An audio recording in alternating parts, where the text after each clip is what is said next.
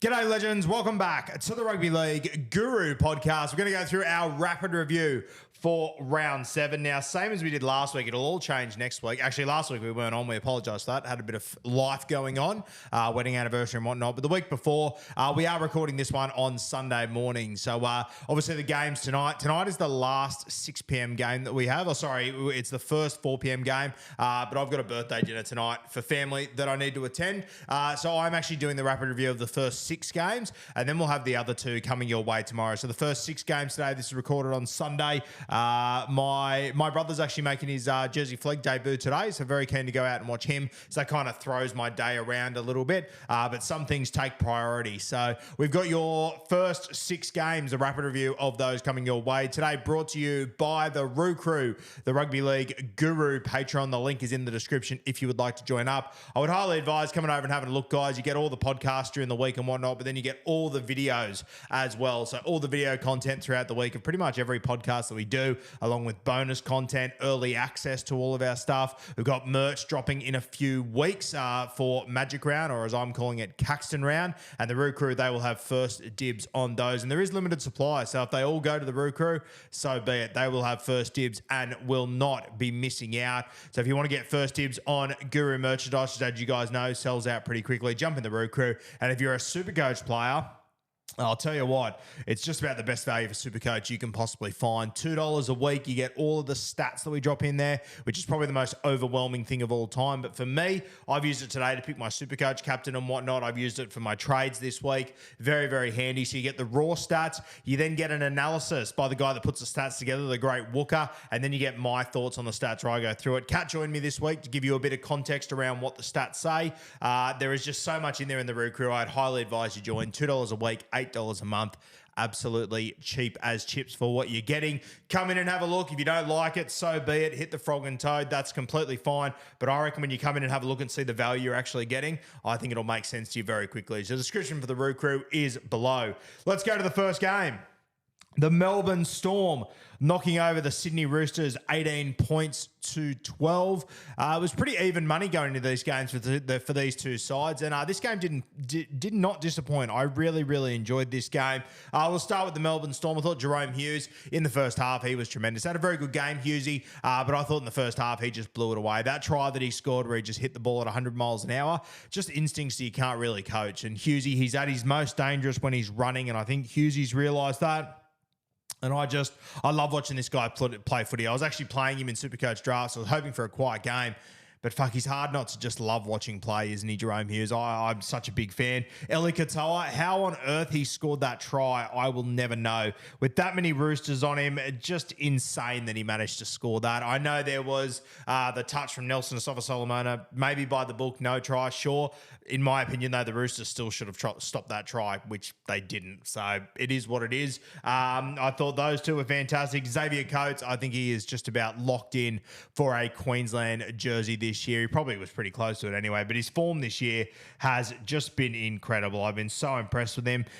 You know what? It really interesting this game because, you know, Cam Munster wasn't huge. If anything, Cam Munster probably cost them more than he gave them. Obviously, that sin binning that really hurt. Well, I mean, it should have hurt the Melbourne Storm, but they just galvanised and made it work. Dumb play by Cam Munster, though. But at the same time, I look at that play and I go, you know what? It's really scat. It doesn't make sense, and that annoys me. But at the same time, that's who Cam Munster is, and that's what makes him so great, that when the bright lights are on him and he's looking a defeat square in the eyes, he just doesn't care, and he can pull something out of his ass at any given moment. Occasionally, there's going to be a brain explosion like the other day, but the vast majority of the time, Cam Munster will come up trumps for you. So, read into that what you will. I can go either way on it. Great to see Nas back in first grade. I think that, as much as he's probably not at his absolute greatest right now, I think he is going to be super important to them as the season goes on. The standout performance from me was the great Sean Blaw. I am so excited about this kid. I feel like probably outside of Eli Katoa, it's been a while since the Melbourne Storm have brought someone down there that has just absolutely exploded. I mean, you could say Nick Meaney, but he's been down there for a while. Xavier Coates is already a gun when he arrived.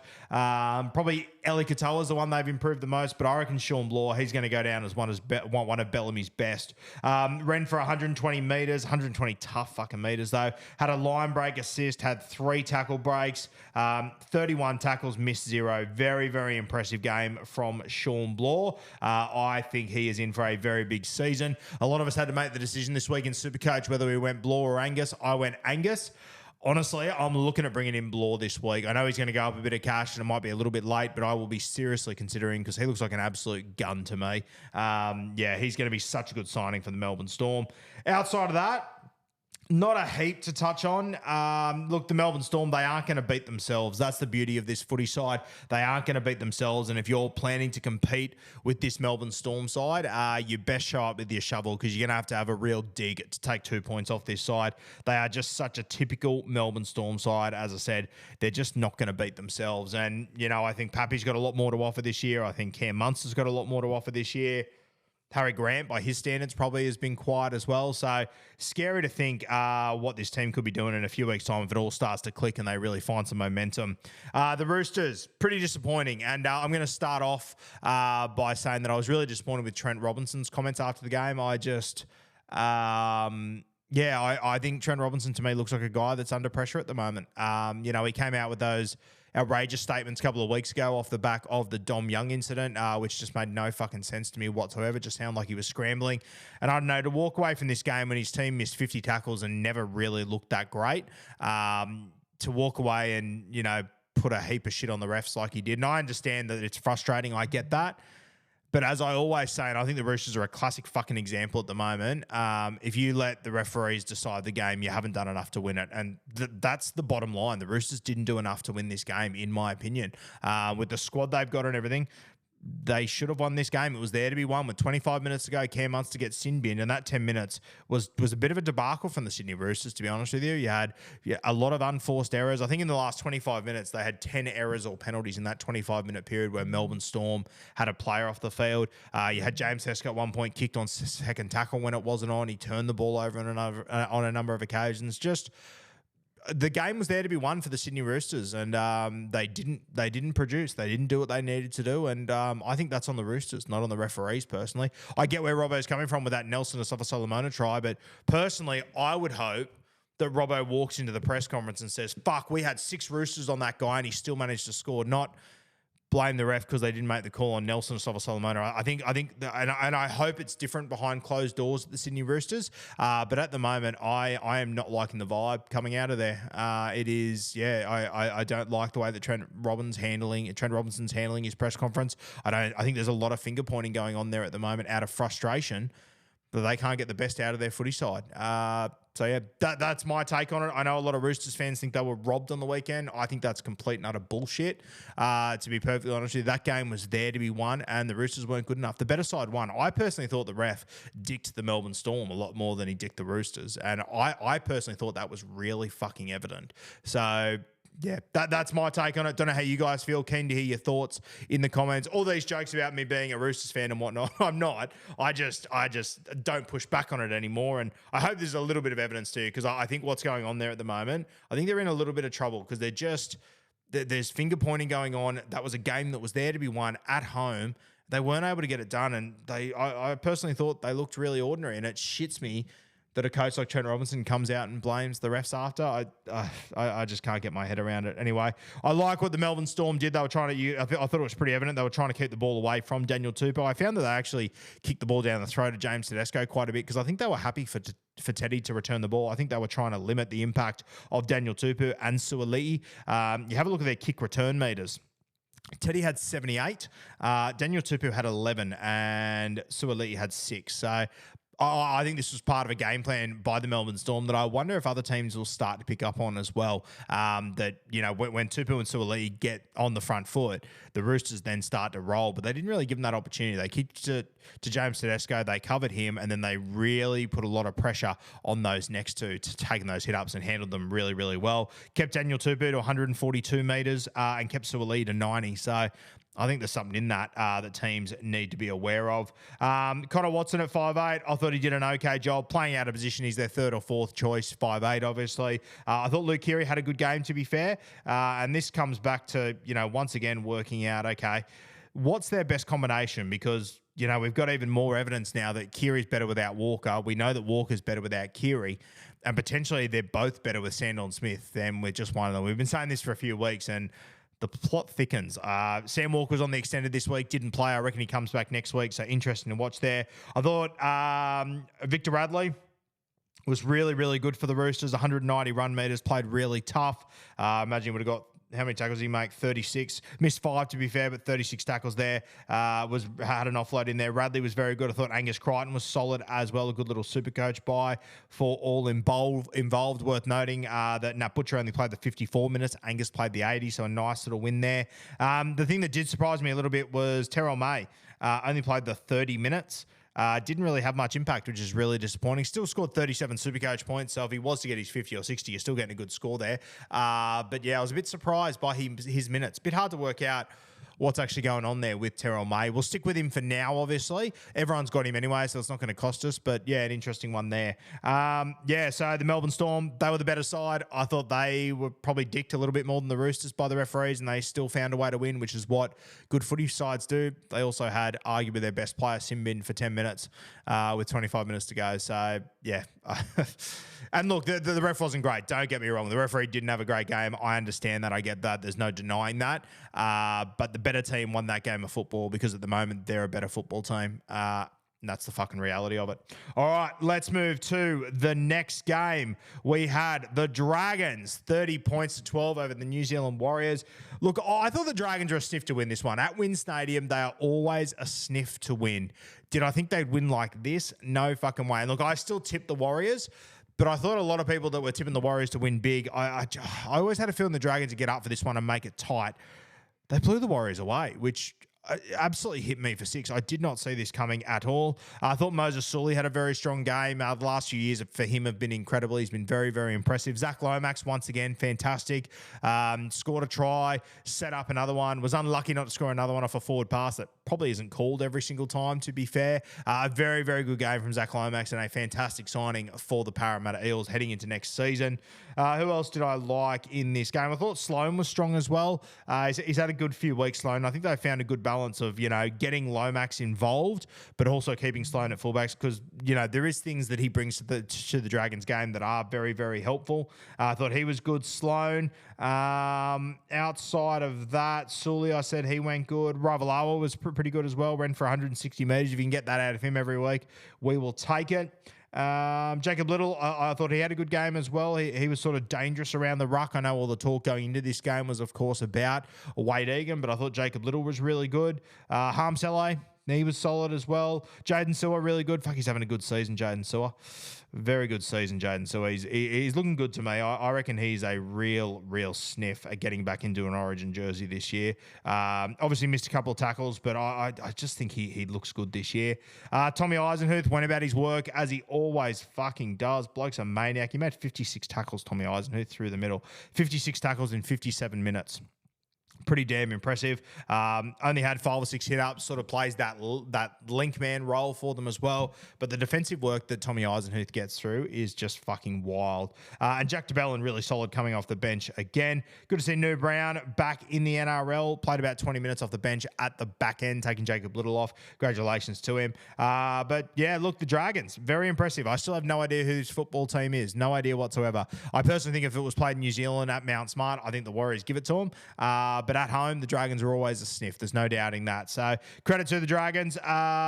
Really good game. I enjoyed this one. And I just want to see the Dragons do this week to week. The Warriors, probably one of the more consistent sides we've seen in the NRL so far this year. This was probably their worst performance that we've seen so far.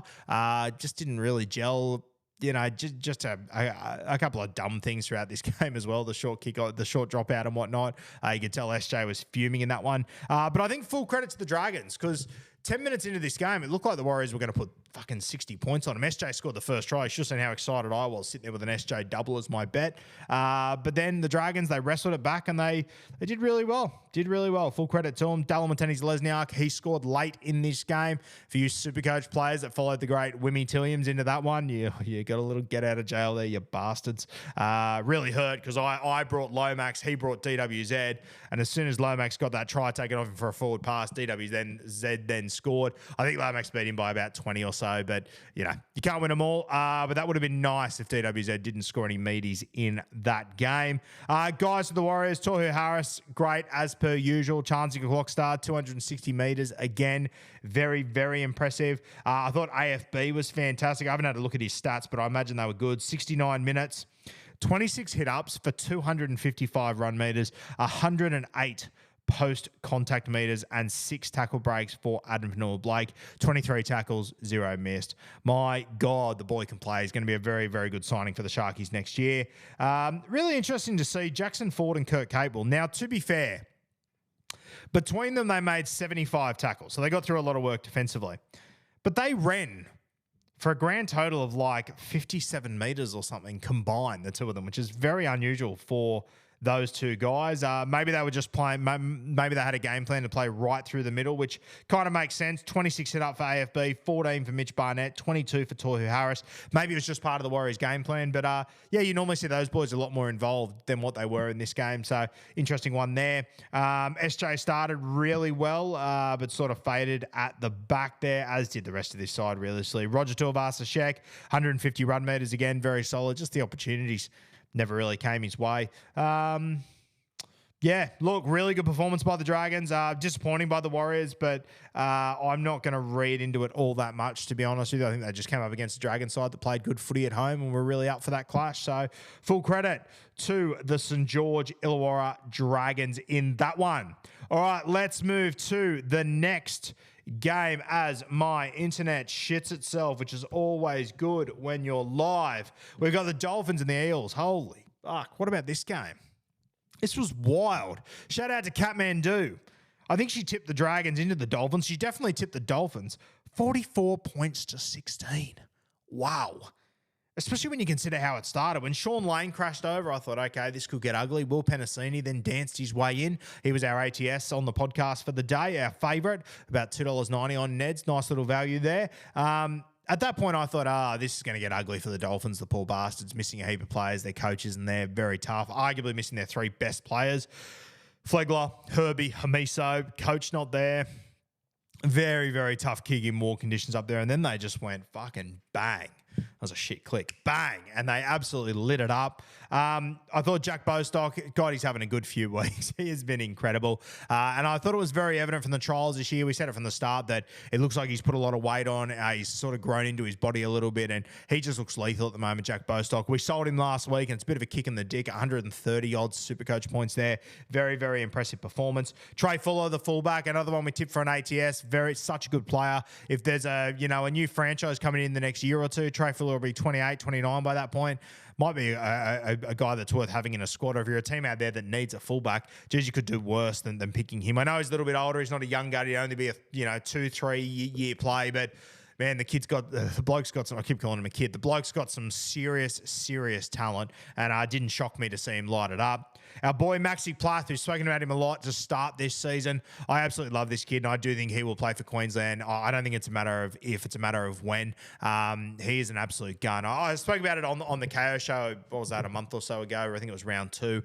We had Ray Stone on, and Ray Stone's a man of not many words, but the one time that we cracked him, and he sort of showed a little bit of energy, was when I asked him about Max Plath. I said, mate, you're out this week. He gets to wear jersey 13. He looks like a tough fucking hombre to me and a very good player. What are your thoughts? And you could tell Ray Stone, he just got a bit of energy about him. He knew that he was talking about one of his own in Maxi Plath, which excites me a lot. For those of you that don't really know Max Plath's history, it was only a couple of years ago he was playing in I think it's the Did and Hastings Colts or whatever it is up there in Queensland. I don't know the exact name.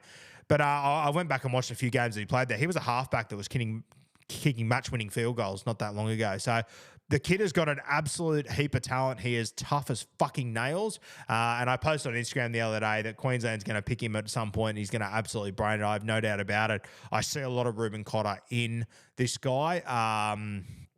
But he's just got a lot more upside to him. So Maxi Plath, big future, a great little get by the Dolphins, and maybe one of the ones that got away for the Brisbane Broncos as well. Really like him. Not sure what his contract situation is. I hope he stays with the Dolphins. But Jesus, a 13. There's every chance he is going to enter that top echelon of 13s over the next 5 or 6 years, I reckon. So keep an eye on Maxi Plath. Jake Averillo scored a try. Had a bit of a battler of a game, though, let's be honest here. Wasn't his greatest night out. Good to see Tessie New back in the side and scoring tries as well. He's had a tough start to the season, but, you know, good to see some positivity there. I thought Ewan Aiken was very good as well. I love Ewan Aiken. I think he's such a good player to have in a squad. I would kill to have him in my footy side if I had one. Very good player. Outside of that, guys, not a heap to mention. The Dolphins, once they started to run downhill, they just couldn't be stopped. They were just running amok on the Parramatta Eels. So very disappointing performance by the Eels. Let's get to them. It's been an up and down season. When you think 2 weeks ago in Canberra, they got absolutely smashed. They come home last week. I was out there at CommBank. Maybe I'm the reason they won. Knocked over the North Queensland Cowboys in a pretty gritty performance. They come out in this game and look at $1 million and then just fall into a heap. And I get it. They're missing Mitch Moses, which, you know, really hurts them. There's no doubt about that. But to concede 44 points when you're on the front foot for the first 25 minutes, they conceded 44 points in 50 minutes. Like, that's a fucking train wreck. Halfback or no halfback, you just got to show that grit in defence, which they're not at the moment. Very disappointing. Assy, he got a HIA at one point. He came off, which hurt them, but the game was, in my opinion, well and truly done by then. It sounds like Clint Gutherson could spend some time on the sidelines. We'll wait to hear an actual report on that, but I've heard rumours that his injury might not be overly positive. So we do wish Gutho all the very best, and hopefully that mails off. Hopefully he's sweet. But yeah, guys, look, Dill Brown scored late to get, I think, 60 in Supercoach or something like that. But once again, a pretty poor performance by Dylan at halfback. And, I mean, I guess the reality is that he's just not a halfback. But even defensively, he still came out with a number of missed tackles that it just isn't Dill Brown. Like, yeah, you have a look at their missed tackle list. Like, the only guys that didn't miss tackles in their starting lineup was fucking Sean Russell and Bailey Simonson, who are out on the stings. Everyone else had one or multiple missed tackles in this game. So, yeah, very disappointing. And they looked so good early. That was the frustrating thing. Yeah, they looked confident. Bryce went for a little chip over the top. Sean Lane crashed over. They were looking great, and then just fell into a heap. Just fell into an absolute heap, and they just, very disappointing by Parramatta. This is the thing. I'm not sure how many changes they make realistically or what moves they make heading into next week. Don't quite know what to say there, to be honest with you guys. Very disappointing by the Parramatta Eels. And look, I had some messages from Parramatta fans saying that, you know, they're so disappointed, and you're rightfully so. You should be disappointed that this is the worst performance they've seen, all this stuff. Look, this is the lowest Parramatta's been. You've had some pretty low points. I don't think this is it just quietly. You won last week. Yeah, it wasn't that long ago you won a wooden spoon. It wasn't that long ago before that that you won a wooden spoon when you were over the salary cap. So, look, it's not absolute dire straits for Parramatta. It's very disappointing. I'm not denying that. But I do think that some of the reactions by Parramatta fans have been a little bit over the top. That's my opinion. But we'll see. I'm not sure who Para play next week, but they're an interesting side to see how they bounce back. They play the Seagulls at Brookvale Friday night. Holy, that'll be interesting. All right, let's move to Super Saturday. The Penrith Panthers and the West Tigers. We watched this one in the CBA Centre of Excellence. Myself, Matty, Hamiso, Timmy, the great Supercoach Spy, my brother Josh joined us. It was a good little afternoon. The Panthers 22 over the West Tigers 6. We'll talk about it as the first thing, guys, because I personally thought it just had to be a sin bin. Brad Schneider, obviously the ankle tap on Justin Olam when I think the West Tigers were going to score for all money. And it was the turning point in this game. I thought the Tigers were right fucking in this. And they got the penalty, which they should have, but I think it should have been a sin bin. I think that's a blatant professional foul. And I was very surprised that it wasn't just an automatic thing. If I was the West Tigers, I'd be pretty upset with that one. But they did have their opportunities throughout the game, and they did make a lot of key errors that cost them as well. But I thought that call was a very, very big one that went the Penrith Panthers' way in this moment. I personally think that it 100% should have been a sin bin. And I haven't listened to Benji Marshall's press conference yet to hear what he said. But I'm keen to see how Benji handled that, because that's probably one of those calls he's got every right to really blow up Deluxe about, but I'm keen to see what Benji says, i.e., I think Benji will take the accountability route, and that's why I like Benji as a coach. He takes responsibility for his own backyard from what I've seen so far, so hopefully he keeps that up. Haven't seen the press conference. Maybe I'm wrong, but keen to have a look at it. Look, we'll start at the West Tigers here.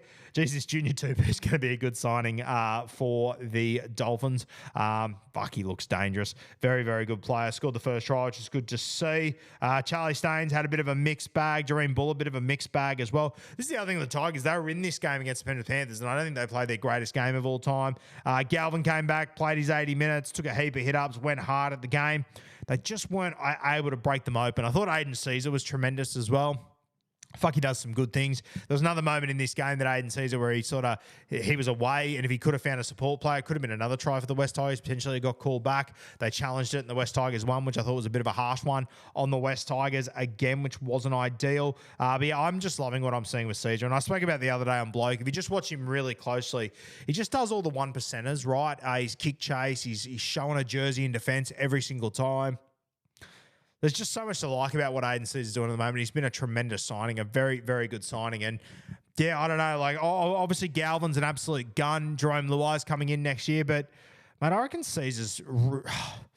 I reckon he's going to give Coach Benji Marshall some real headaches, because he's playing great footy at the moment. Is there potential to maybe play, Caesar at 7, Luai at 6, play Galvin at 13? Maybe is it too early for Galvin to play 13? Potentially, I don't know, but I just think Caesar's playing really good footy at the moment. He's been a very, very good signing.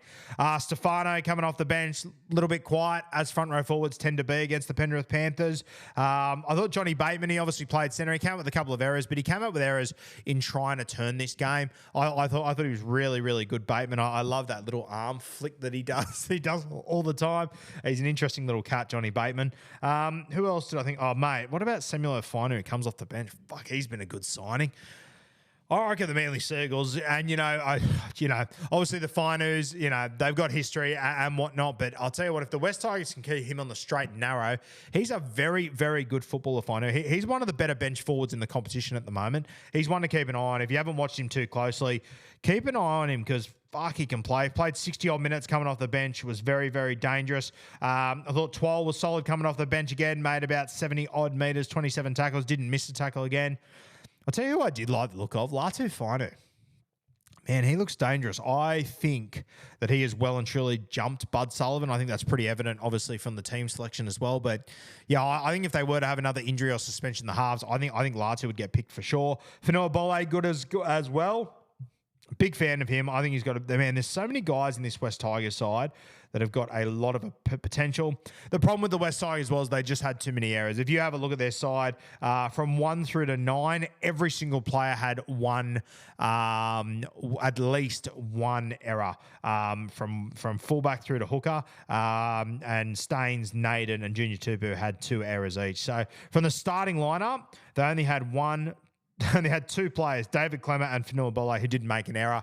Against the Penrith Panthers, you're going to make life very, very hard for yourself there at the end of the day. So as much as, once again, referee decisions went against the West Tigers, and I thought there was one that was a real fucking howler, they didn't really do themselves any favour. I thought a big moment in this game was when the West Tigers got the penalty. I would say about 25 to go. I don't have the exact time on me. They tap. Stefano takes a great hit up and then gets the ball knocked out of his hands, which was fair play. But just those moments when you're starting to get on the front foot, you get him back in this game against the best team in the competition.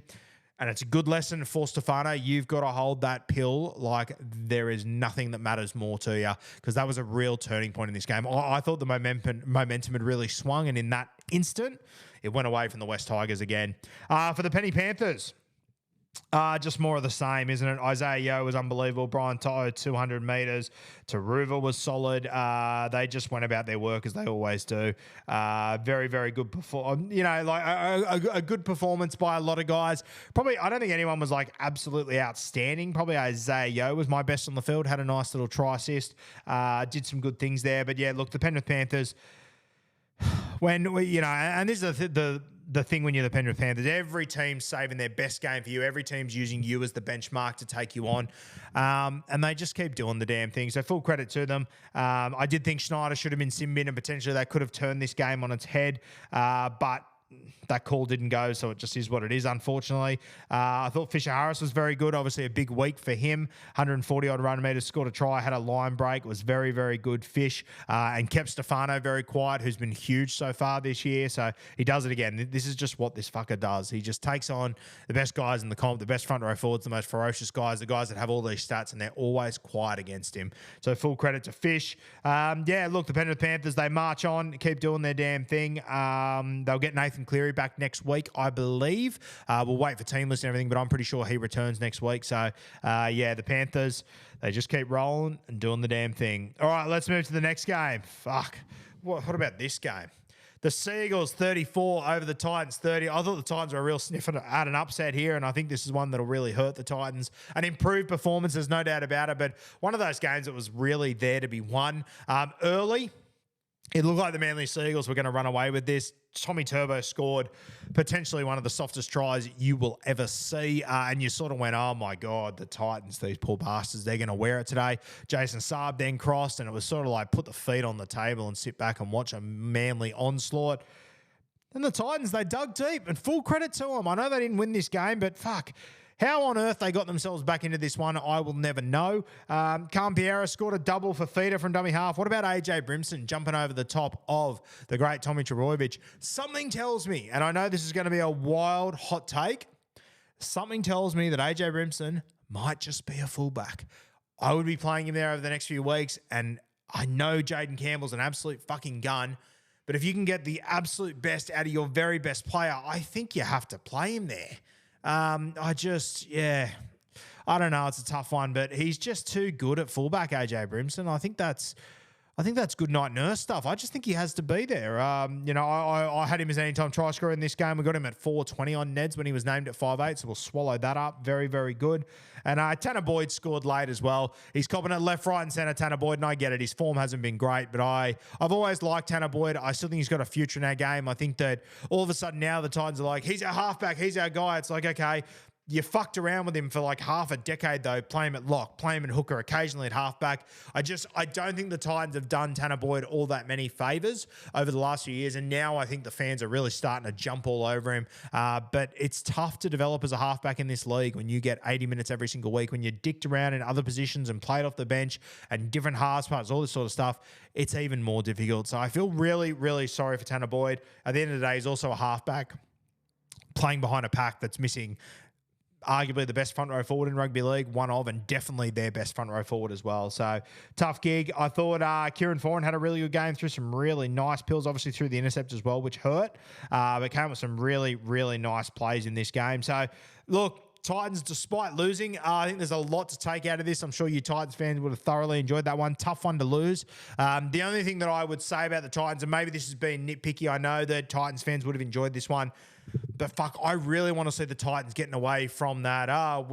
We know we can score points. We'll just chase you all day. They still conceded 34 points, which is not what you want to see at all. And it's not what Des Hasler would want to see. And it's the number one thing the Titans have to turn around, because they score 30 here and that's great. But you know, you look at this side, they got points all through. We know they've got points. It's the defense that we really want to see. And I know Titans fans feel very similar. From the couple that I speak to each week, I know they feel very similar. So plenty of positives to take out of it. But fuck, I would just love to see over the next few weeks the Titans work towards. And honestly, with their attacking side, with their attacking upside, you don't have to be the best defensive side in the comp. But if you can just limit teams to going sub 20 points in a game, you're going to win a heap of games because your attack is so fucking good. They've just got to get that shit sorted. My boy Jermaine Jolliffe, solid once again, 137 run meters. I think he got through a heap of work, 33 tackles, 0 missed. Very good player. Fafita, I know they're bringing him off the bench. I would love to just see them start him. I thought it was really interesting when they were down early. Hasler didn't panic and put Fafita on straight away. Waited for the right moment, and he was good again, Fafita. I'm not sure what he scored in Supercoach. I never got to have a look, but might just get that up now quickly. Have a little Damien Cook at that. But he's a guy that I'll be seriously considering over the next few weeks. With a try, Fafita 86. Fuck, he's a juggernaut. So take that try out. You're still looking at what, like 50, high 50s for Dave Fafita in a game where he only played 60 minutes. So, and I mean, it's no shock Dave Fafita's going to score tries. A fucking good player. So, yeah, really interesting there. The Manly Seagulls got away with this one. Good to get a win. Once again, conceded 30 points against a team at the bottom of the ladder. They won't be happy with it.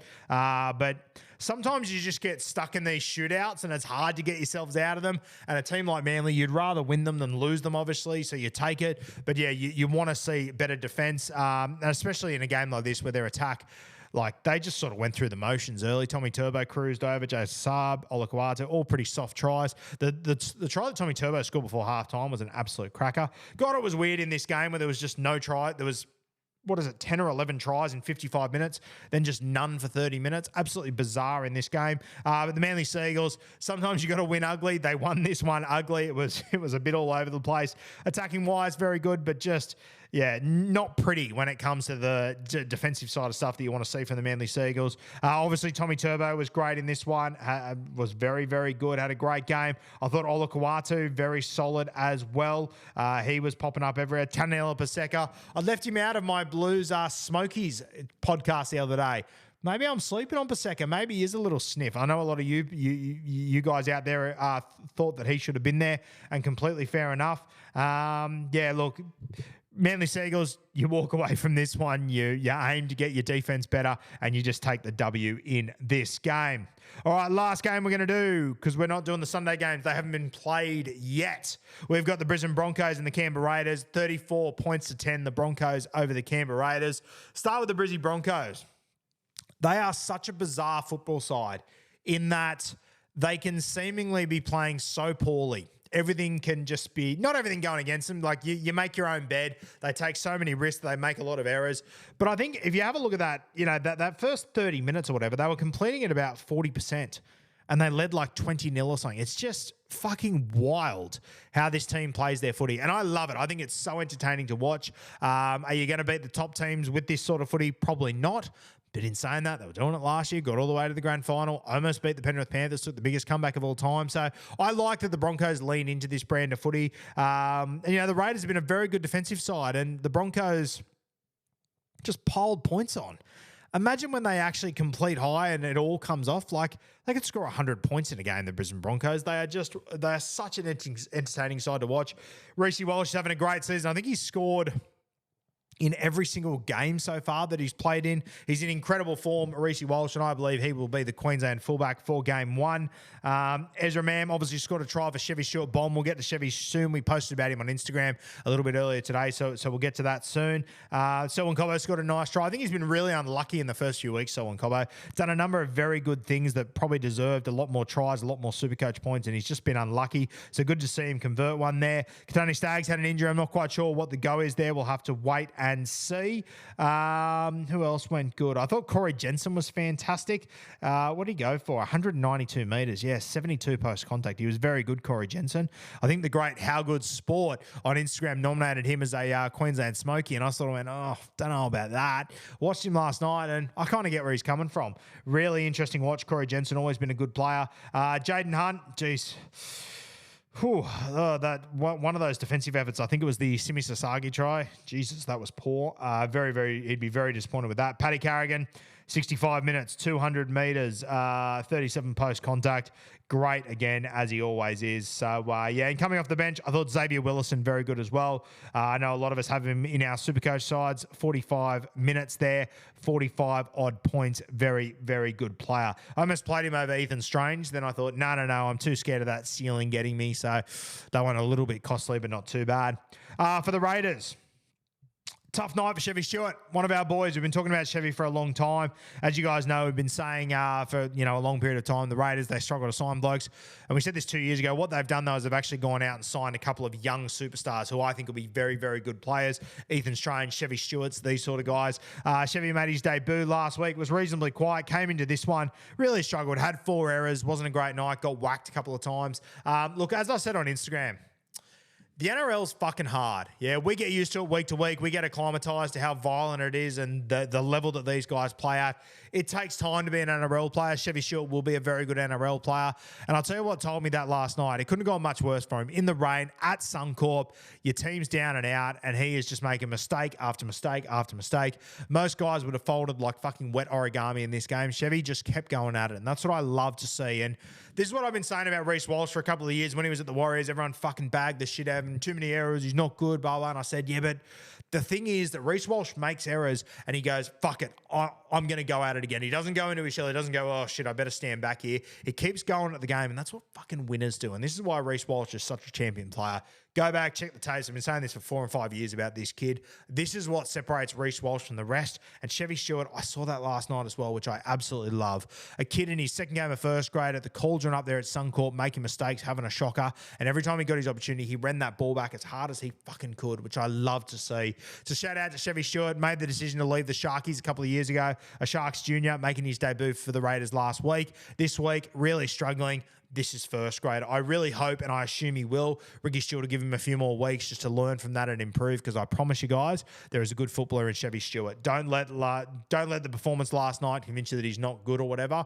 That's a real fucking yell at a cloud opinion. Very good player, Chevy. Other players, Matty Timoko, another 200 metres at centre, absolute maniac, very good player. Joe Tarpanay, 180-odd run metres, very good. Morgan Smithies only played the 47 minutes. I would assume that when he took him off with Joe Tarpanay, they were down by 20 points or whatever, and Ricky Stewart went, you know what, this game might be gone from us. I'm going to see what these other guys can do on the bench, Trey Mooney's and these sort of guys. So I'm expecting Morgan Smithies to go back to big minutes next week. I think it had more to do with just the fact that they got absolutely pumped. Tarpanay only played 55 minutes, Papali'i 46, Morgan Smithies 47. I think he gave these other guys a few more minutes in this game to see what they're about and whatnot, because realistically that game was probably done and dusted. I thought Simi Sasagi ended up starting in the back row. We said to you guys on the preview the other day, we said, hey, Simi Sasagi's at $11.50 on ATS. That is overs. If he happens to get on the field or to get a bait in this side, that'll be lovely. And he crashes over there, $11.50 on Neds. We absolutely love that. Good player, Simi Sasagi. Don't sleep on him. But yeah, look, the Raiders, they got blown off the park in this one. Ata Mariota played, 60-odd minutes there as well. Look, it just wasn't the Raiders' night, and there's a lot of teams that go to Suncorp and don't have their nights. And Brisbane, as much as they weren't playing the absolute greatest footy in the world, when they link up, they're just so hard to stop. So honestly, for me, if I'm Ricky Stewart and the Raiders, I'm putting this one in the swag. I'm moving on to the next. I'd watch the tape. I'd take it in, take certain things from it, but I wouldn't, if I'm a Raiders fan, I wouldn't put too much emphasis on this one. The big talking point, though, and we have to talk about it, Jamal Fogarty.